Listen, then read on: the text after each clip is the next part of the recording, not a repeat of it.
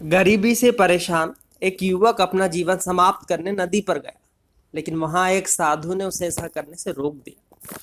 साधु ने युवक की परेशानी को सुनकर कहा, मेरे पास एक विद्या है जिससे जादुई घड़ा बन जाएगा।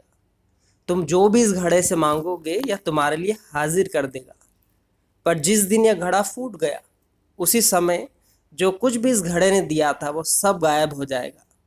साधु ने आगे कहा, अगर तुम 2 साल तक मेरे आश्रम में रहो तो यह घड़ा मैं तुम्हें दे सकता हूँ, और अगर 5 साल तक आश्रम में रहो तो मैं यह घड़ा बनाने की विद्या तुम्हें सिखा दूंगा।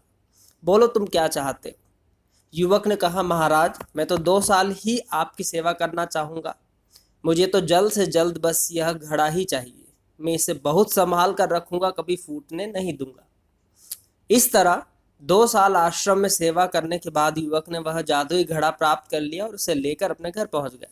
उसने घड़े से अपनी हर इच्छा पूरी करवानी शुरू कर दी। महल बनवाया, नौकर चाकर मांगे, वह सभी को अपनी शान और शौकत दिखाने लगा, सभी को बुला बुला कर दावतें देने लगा और बहुत ही विलासिता भरा जीवन जीने लगा। उसने शराब पीना भी शुरू कर दी।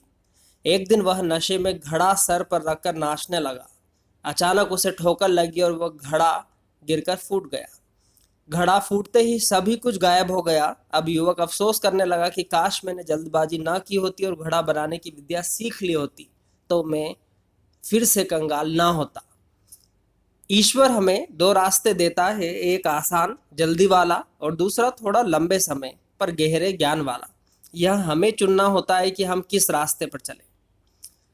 इस कहानी से हमें यह शिक्षा मिलती है कि शुरुआत में आसान लगने वाली राह की मंजिल यानी परिणाम जो है अक्सर अफसोस ही देती है। Thank you.